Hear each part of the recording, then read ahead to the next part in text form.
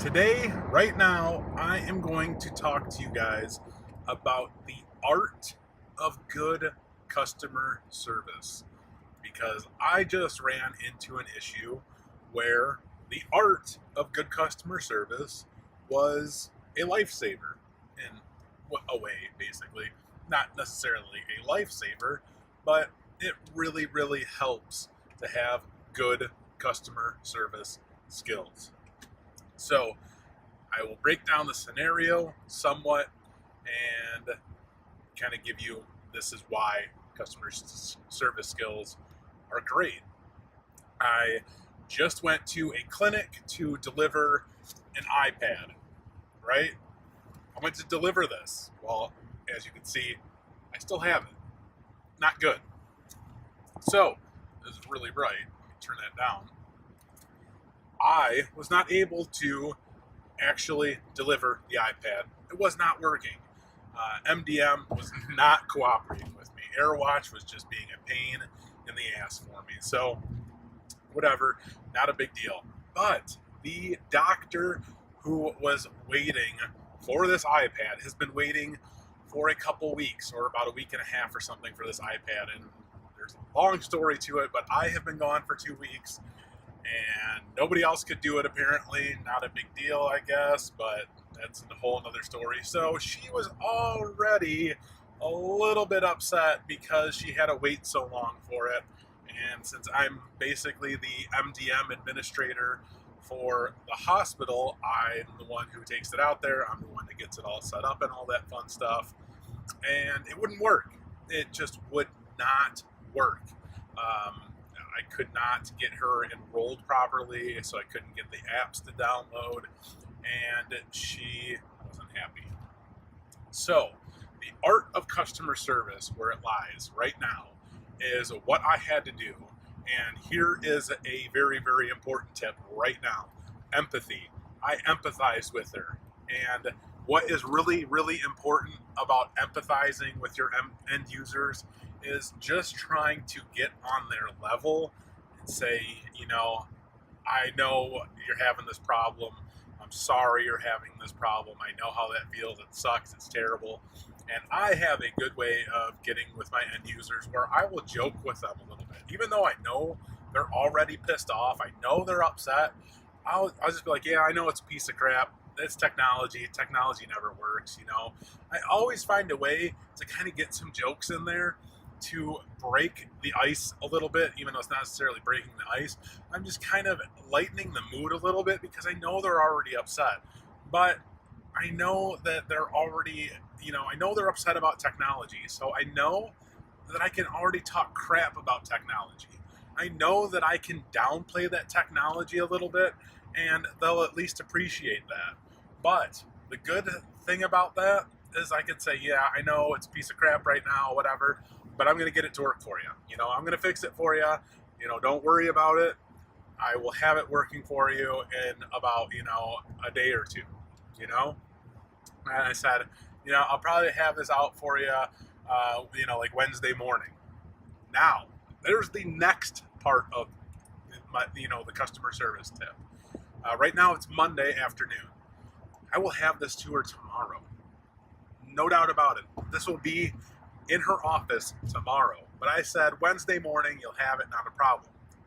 So what I did there was I basically it's a very, very good thing to do. Is what is like widely known is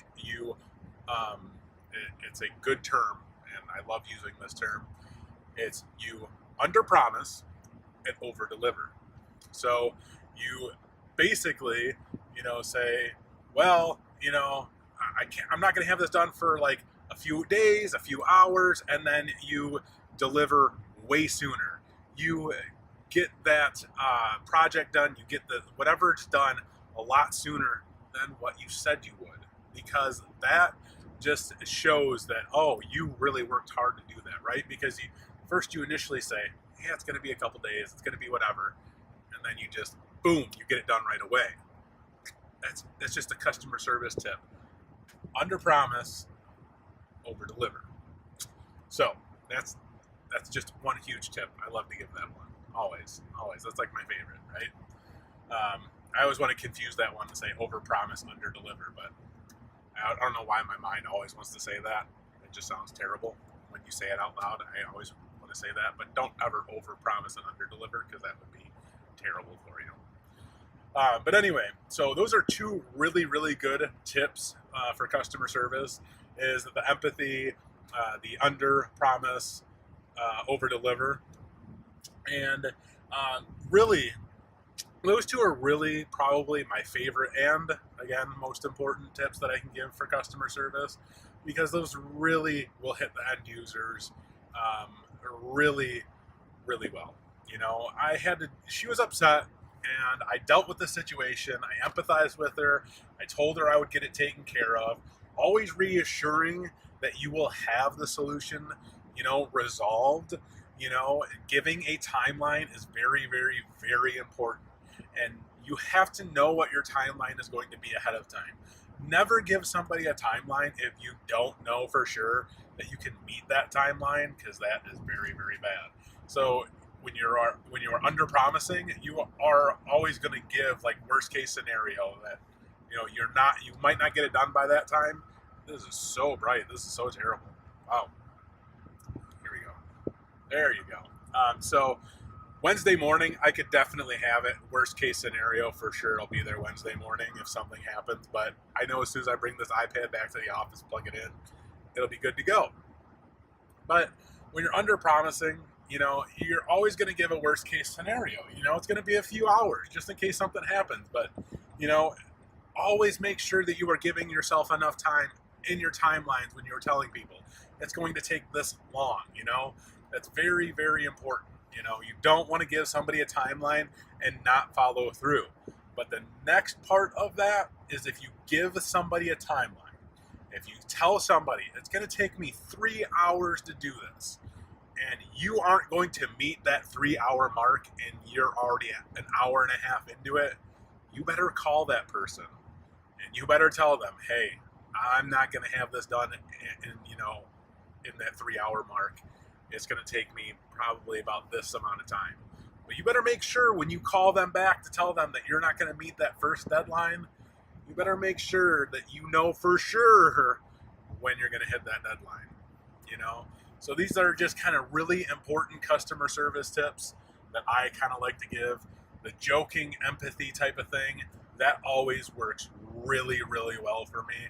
That is like one of my always go-to things. It's empathizing and joking with them, downplaying the technology because they are already hating on technology, but following up and saying, I'm going to have it resolved. Technology's fine. It's great. But you can always go to that quick, yeah, technology's dumb. It never works. And then towards the end, you can follow up and say, you'll have it fixed. It's great. It's not a problem. You always want to make sure that you come back around and say that it's great and it's fine, it's going to be fine and dandy and all that fun stuff, because you never want to leave a conversation downplaying the technology. That's the last thing that you want to do.